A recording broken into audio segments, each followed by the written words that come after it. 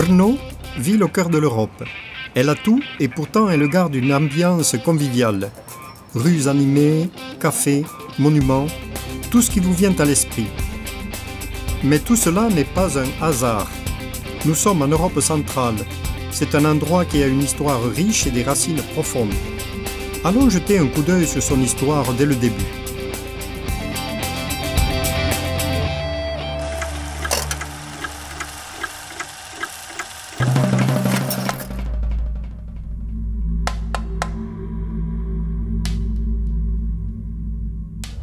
Nous sommes à l'âge préhistorique, à l'époque de la naissance des célèbres peintures d'Altamira ou de Lascaux. Des gens vivent en Moravie du Sud. Ils passent les mois d'hiver dans les grottes du Karst morave. La chasse leur prend seulement 2 heures par jour. Ils se consacrent alors aux activités spirituelles. Grâce à cela, nous parviennent de belles peintures sur leurs outils, comparables à des découvertes mondiales. Peut-être qu'elles étaient magiques, qui sait? Avec cette statuette de bronze commence la découverte mystérieuse de Jindřich Wankel dans le rocher des taureaux. À l'intérieur de cette grotte, il a découvert une nécropole immense d'une 40aine de squelettes humains, une des découvertes les plus importantes d'Europe.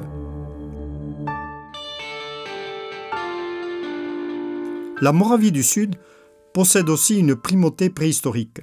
C'est l'œuvre en céramique la plus ancienne au monde, la Vénus de Dolní Věstonice.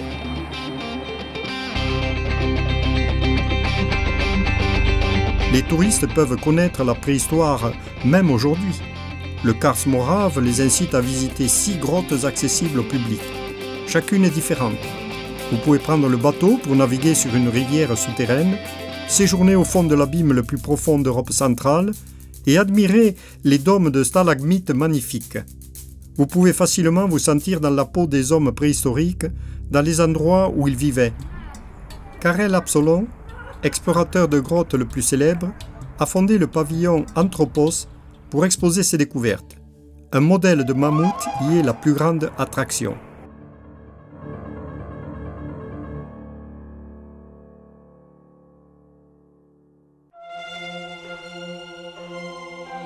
La Grande Moravie est l'État le plus puissant d'Europe centrale au tournant des 9e et 10e siècles. Cyril et Méthode viennent d'y arriver pour diffuser la foi chrétienne. Les grades slaves se font remarquer par leur architecture. De plus, leur situation sur une route commerciale importante entraîne la richesse, l'essor culturel, mais aussi le commerce des esclaves. La sauce à la moutardelle, qui peut, par exemple, nous rappeler les Slaves encore aujourd'hui, puisque ce sont eux qui l'ont apporté en Moravie. La gloire de la Grande Moravie est le plus visible à Mikulčice, non loin de Hodonín. Il y a une exposition moderne et un beau musée en plein air. Le deuxième gisement archéologique le plus important se trouve près de Břeclav et s'appelle Pohansko.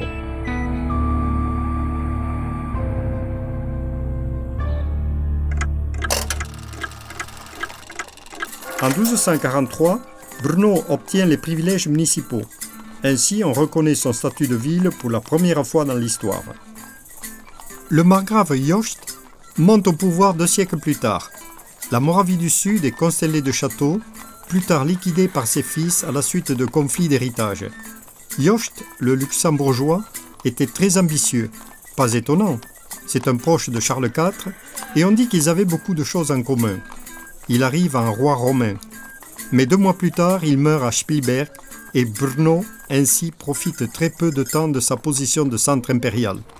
Le tombeau de Jošt se trouve à l'église Saint-Thomas de la place Morave. Le développement de la viticulture en Moravie méridionale date à peu près de la même période. Grâce aux Templiers et à l'ordre des Abans, le vin coule à flot. Heureusement, ce torrent n'a cessé de couler jusqu'à nos jours.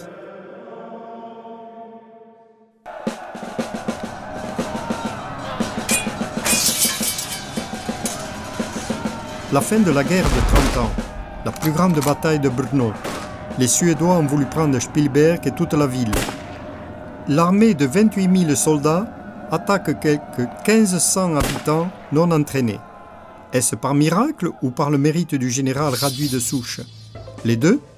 Le père Martin Streda et la Vierge de Saint-Thomas encouragent la confiance et une détermination sans réserve des défenseurs. Raduit de Souche, de sa part, connaît parfaitement la tactique suédoise. Selon la légende, c'est aussi le carillonneur qui aide à la victoire en mettant les cloches en branle une heure plus tôt.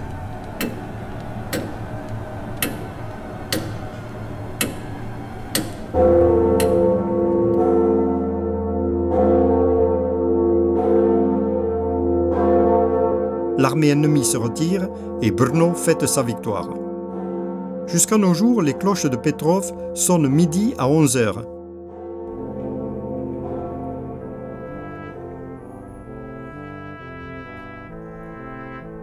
L'illustre général de Souche gît dans l'église Saint-Jacques et la miraculeuse Vierge de Saint-Thomas peut se voir dans la vieille ville.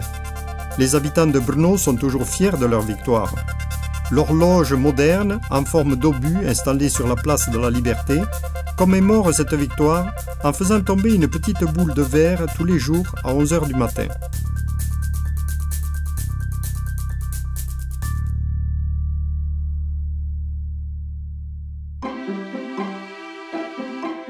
On se laisse emporter dans un conte de fées. À l'époque, les Liechtenstein, l'une des maisons les plus puissantes de Moravie méridionale, construisent près de l'Autriche une aire si romantique qu'on croirait être dans un conte de fées. Aujourd'hui, elle est classée par l'UNESCO. Le cœur de cette aire représente le château et son jardin de Lednice, où les princes viennent passer leurs vacances. Et ils ne sont pas avares. Ils invitent Josef Hartmut comme architecte en chef, qui signe d'une autre invention géniale, le crayon à dessin.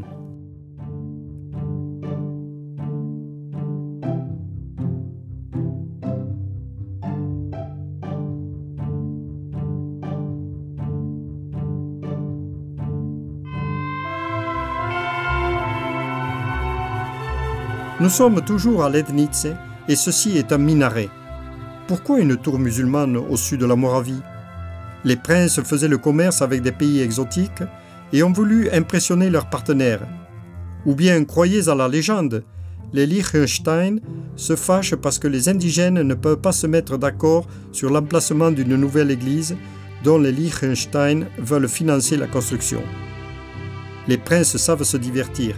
Ils organisent des chasses près de la ruine artificielle et à Valtice, terrain voisin, ils construisent un château semblable à Versailles où ils entretiennent un des premiers théâtres de notre pays. Cet endroit est fait pour le repos jusqu'à aujourd'hui.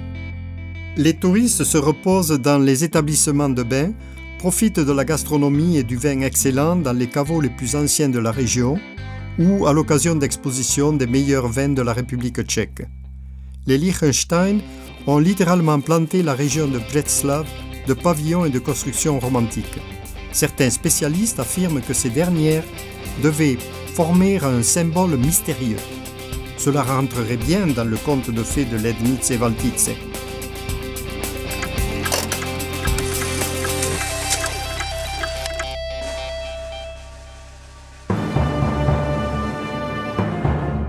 La ville d'Austerlitz, Slavkov en tchèque, s'inscrit dans les manuels scolaires grâce à la bataille des 3 empereurs. L'empereur français Napoléon défait les armées alliées de Russie et d'Autriche.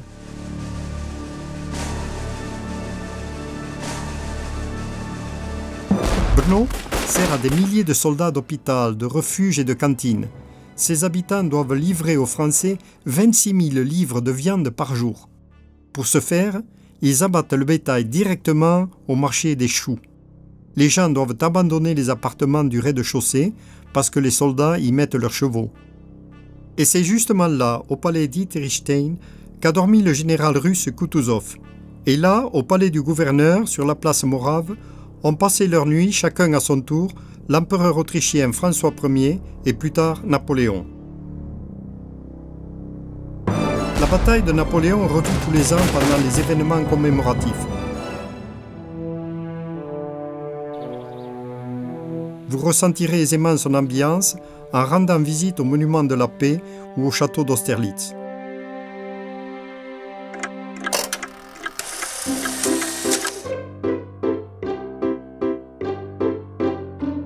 Le 7 juillet 1839 arrive le premier train de Vienne. La métropole morave se voit surnommée la Manchester autrichienne. C'est à cause des usines textiles. Durant l'âge d'or de cette industrie, on en compte 20.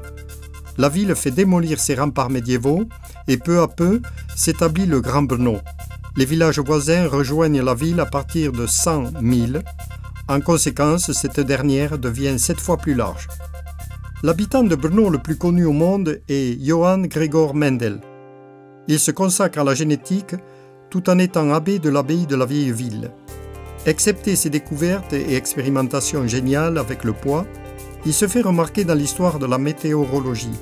Il est le premier au monde à décrire la force de la tornade. Sa grande passion, ce sont les abeilles. Il fait arborer la citadelle de Spielberg voisine pour que ses abeilles aient quelque chose à polliniser. Il est également excellent en mathématiques et en économie. Aujourd'hui, on lui consacre un musée avec une exposition moderne située place Mendel.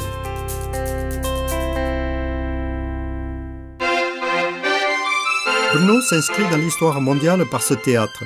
En 1882, il est le premier immeuble public au monde à être illuminé par l'électricité.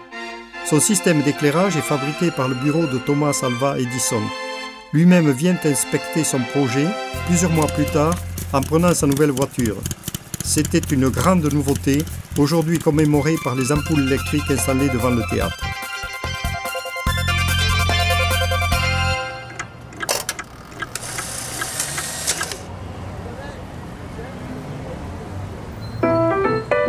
Brno connaît son essor architectonique pendant la Première République. Elle s'inscrit dans les manuels scolaires grâce à son fonctionnalisme sophistiqué. La Villa Tugendhat est son édifice le plus célèbre, classé par l'UNESCO. L'espace clair de l'habitat et son raccordement au jardin en font un joyau mondial avec une histoire mouvementée.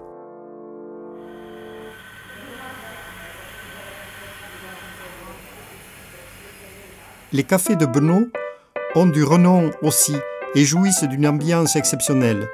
Certains offrent une tasse de café chaud à leurs hôtes depuis le début du siècle dernier. Les habitants de Brno y savourent des spécialités locales et passent des heures à bavarder comme si rien n'avait changé. On y trouve ensemble des bohèmes âgés, des managers importants et de jeunes intellectuels.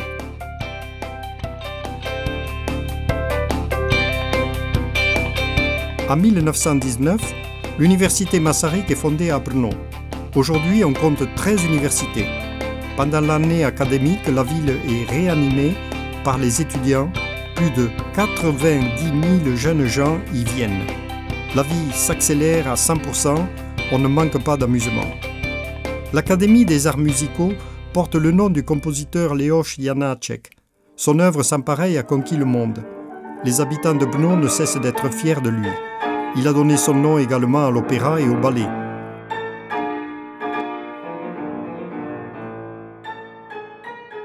Le théâtre fait partie de la ville, comme les cafés. Il y a de petites et de grandes scènes. Chaque année, au début de l'été, le théâtre sort dans la rue et la ville vit une grande fête théâtrale durant une semaine. La Moravie du Sud, c'est des vacances merveilleuses. C'est la région la plus ensoleillée de la République. Grâce à cela, le vin s'y cultive bien. Les échantillons locaux marquent des points lors des expositions mondiales. Les villageois continuent de maintenir les coutumes traditionnelles. L'automne est épanoui par les vendanges du vin bourru. En hiver, vous pouvez goûter des spécialités à base de porc et de l'été jusqu'à l'automne, on fait des festins. Les costumes de la Moravie du Sud sont parmi les plus décorés d'Europe.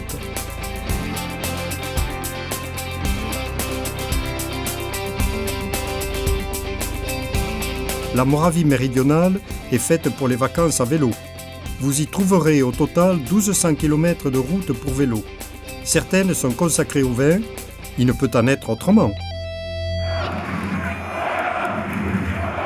Brno vit de hockey. Le club le plus renommé s'appelle Kometa. Et il est bien difficile de grappiller des billets avant un match. L'équipe féminine de basketball a gagné quelques championnats d'Euroleague. Et le baseball se porte bien aussi. 2 grands clubs s'entraînent au stade municipal, les Dragons et Technika Brno. Brno est une ville de sciences. Il y a des laboratoires bien équipés au parc technologique et au campus universitaire. Des milliers d'entreprises se présentent annuellement aux expositions de Brno. La foire de l'industrie mécanique est la plus connue. Le parc de foire est la plus grande surface destinée aux expositions en République tchèque. L'histoire est présente partout. La Moravie du Sud est une région avec une histoire passionnante et un futur prometteur.